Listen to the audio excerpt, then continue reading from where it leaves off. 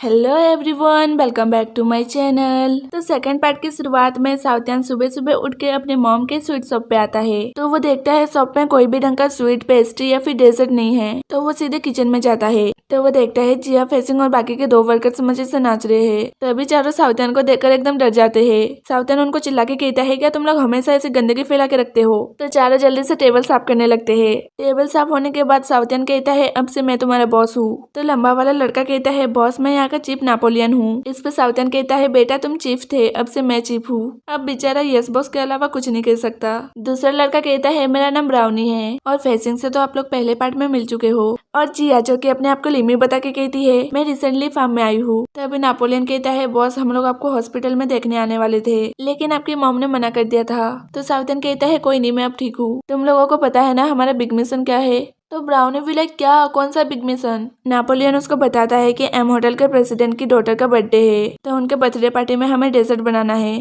तो जिया कहती है, वो प्रेसिडेंट की डॉटर का नाम क्या जिया है? तो साउथन कहते हैं, हाँ, बर्थडे गर्ल का नाम मिस जिन जिया है। तुम मुझसे जानती हो? आई नो यहाँ आप लोग थोड़ा सा कंफ्यूज होंगे, बट डोंट वरी, मैं हूँ ना।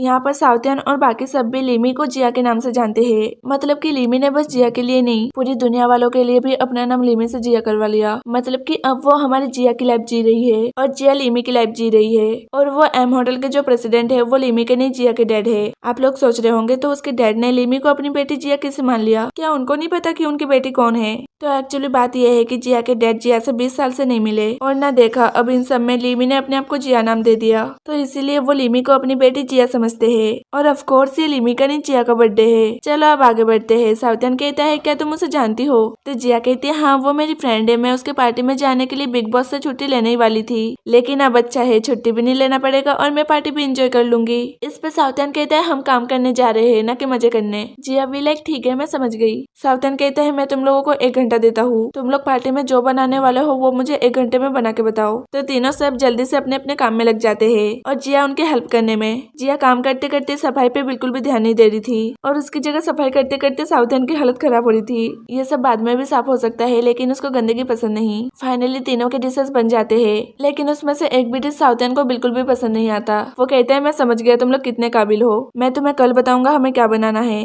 तो तीनों कहते हैं, यस बॉस। और जिया कहती है, और मैं क्या करूंगी? तो वो कहता है, तुम्हें पता है ना डेजर्ट कैसे बनाते हैं? तो वो कहती है, नहीं पता, बट मैं सीख लूंगी। अगर आप मुझे सिखाएंगे तो सिखाएंगे ना? ये सुनकर साउथन की उसके ऊपर से नजर ही नहीं हट रही थी। यार, उसको जिया से फर्स्ट साइड लव हुआ था, तो कुछ तो असर रह गया होगा ना। दूसरी तरफ जिया के डैड लिमी को शॉपिंग पे लाए थे। वो वहाँ पर महंगे महंगे ड्रेस नहीं खरीद रही थी, क्योंकि उसको पता है इसके हकदार वो नहीं बल्कि जिया है। जिया के डैड उसको अपनी बेटी समझ के बहुत ही प्यार दे रहे थे।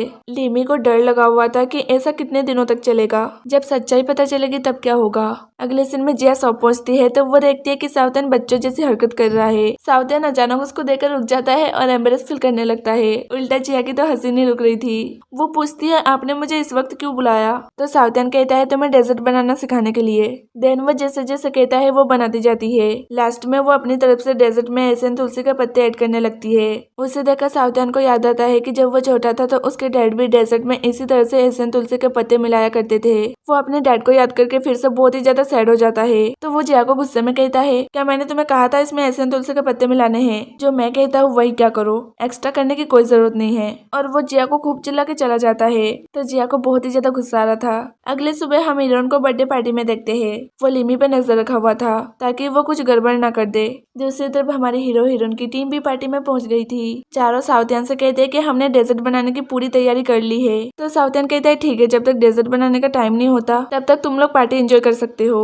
तो वो लोग खुश होकर अंदर चले जाते हैं। तभी साउथियन अपने डैड के स्टेप सन रूफिन को देखता है, जो कि उसका स्टेप ब्रदर है। साउथियन को उसको देखकर जेलस फील तो होना ही है, क्योंकि अपने डैड को डैड कहने वाला अब वो नहीं बल्कि रूफिन है। उसके डैड जिया के डैड के बहुत ही अच्छे फ्रेंड है। दोनों अपने फ्रेंडशिप को रिलेशनशिप में बदलना चाहते हैं। दोनों के डैड रूफिन और लिमी को साथ में डांस करने के लिए भेजते हैं, लेकिन लिमी और रूफिन दोनों ही उनके असली बच्चे नहीं है। उनके असली बच्चे तो कॉर्नर में खड़े होकर डांस देख रहे हैं। सो फनी ना। जिया को तो जेलस फील नहीं हो रहा था, क्योंकि उसको क्या पता कि उसके सारे मजे लिमी लूट रही है। बट साउथियन को बहुत ही ज्यादा जलस फील हो रहा था क्योंकि उसे पता है रुफिन की जगह अभी उसे होना चाहिए था। अब उससे ये सब देखा नहीं जाता तो वो क्या करता है कि जिया को लेकर उनके साथ डांस करने लगता है। उसके डैड और सब लोग उन्हें देखने लग जाते हैं कि ये लोग बीच में क्यों आए, और ये बहुत ही ज्यादा एम्बेरसिंग भी है, लेकिन फिर भी साउथियन को कोई फर्क नहीं पड़ रहा था। अब उन्हें देखकर बाकी सब भी डांस करने के लिए आ जाते हैं। पार्टनर उनकी अदला बदली होने लगती है तो साउथियन लिमी के साथ डांस करने लगता है। वो रुफेन को दिखा रहा है कि भाई तेरी जगह मैं होता बट तूने मेरी जगह छीन ली। बट रुफेन को तो इससे कोई फर्क नहीं पड़ता।